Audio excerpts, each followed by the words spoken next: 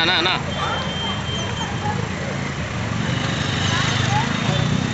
స్వామి లే బాబు ఏయ్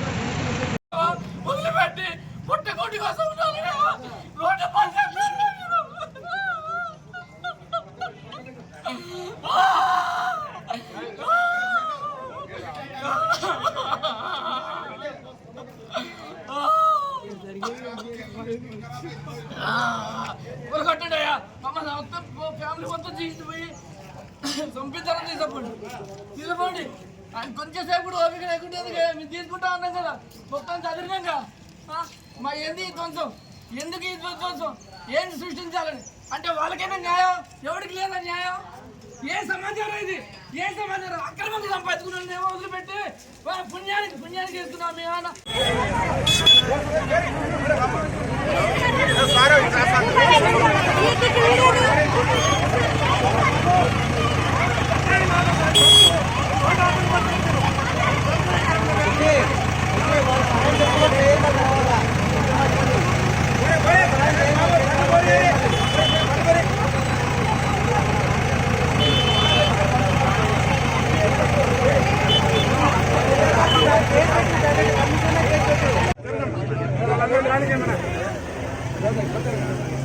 పంపించండి జనాలు రోడ్డు మీద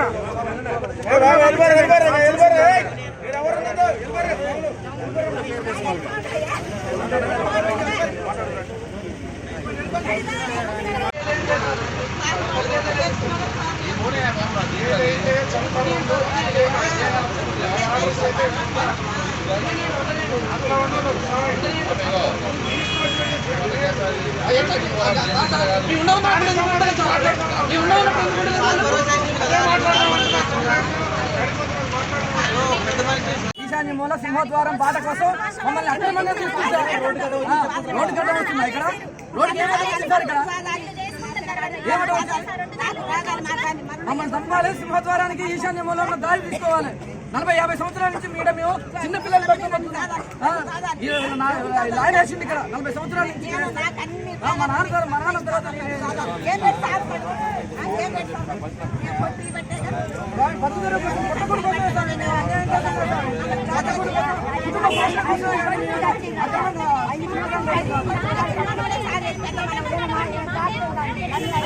అయ్యా పద్ధతి కోసం చేస్తున్నాం తప్ప రావాలి రావాలి రావాలి రావాలి.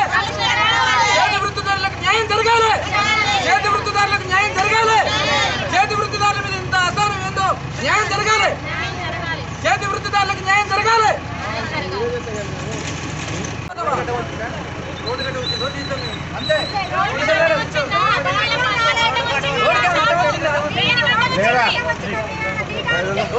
అంతే సంవత్సరాల నుంచి మా తాతయ్య గారు వాళ్ళ అబ్బాయి మా మావయ్య గారు మా ఆయన గారు 40 సంవత్సరాల నుంచి లాండ్రీ షాప్ నడిపించుకుంటూ బతుకుతున్నామండి. మా జీవనాధారం మీద పైనుంచి అధికారుల వల్ల మున్సిపాలిటీ వల్ల మాకు తెలియదు కానీ మమ్మల్ని గత 3 నెలల నుంచి చాలా విపరీతమైన ఇబ్బందులు పెడుతున్నారండి.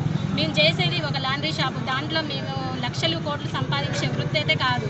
దాని మీదే వాళ్ళు ఇది అని చాలా ఇబ్బందులు పెడుతున్నారండి. అది చేసుకుంటేనే మాకు జీవనాధారం, మా బతుకు దాని మీదే. దానివల్ల మేము చాలా ఇబ్బందులు పడుతున్నామండి. పైనుంచి మాకు ఏదైనా సహకారం చేయాలని కోరుకుంటున్నామండి. న్యాయం చేయాలి, సరైన న్యాయం చేయాలని పైన అధికారులను కోరుకుంటూ విన్నపించుకుంటున్నాం. వాళ్ళకి ఏం అడ్డం లేదు కానీ పక్కన ఉన్న వాళ్ళు ఒత్తిడి చేసి మా షాపులు తీయమని మమ్మల్ని బాగా 3 నెలల నుంచి ఇబ్బంది పెడుతున్నారండి. నిద్రాకారం లేకుండా ఎప్పుడు పడితే అప్పుడు వచ్చి షాపులు బంద్ చేయించడం, షాపులు తీయమంటాం, అలా బాగా ఇబ్బంది పెడుతున్నారండి. తెల్లవారుజామున 4ంటికి వెళ్ళే షాపులు మా సామాన్లన్నీ బయట వేసారండి. మాకు వృత్తి అదేనండి, మాకు జీవనాధారం అదే. నాకు 4 పిల్లగాళ్ళండి, ఆయన ఒక్కటి చేస్తే మేము అందరం 4 బతికేది. మా పొట్టల మీద కొట్టి మమ్మల్ని ఇబ్బంది పెడుతున్నారండి. పైన అధికారి ఎవరు ఒత్తిడి చేస్తారో ఏం చేస్తారో మాకు తెలియదు కానీ మమ్మల్ని చాలా ఇబ్బంది పెడతారు. మాకు ఏదన్నా ఒకటి న్యాయం చేయండి. మమ్మల్ని రోడ్డు మీద వేసారండి, సామాన్లతో పిల్లగాళ్ళ జలగాలతో మేము రోడ్డు మీద ఉన్నామండి. మాకు న్యాయంగా ఏదో ఒకటి చేయండి అని అధికారులు. సాయి బ్రాహ్మణ్స్కి కానీ రజకులకు కానీ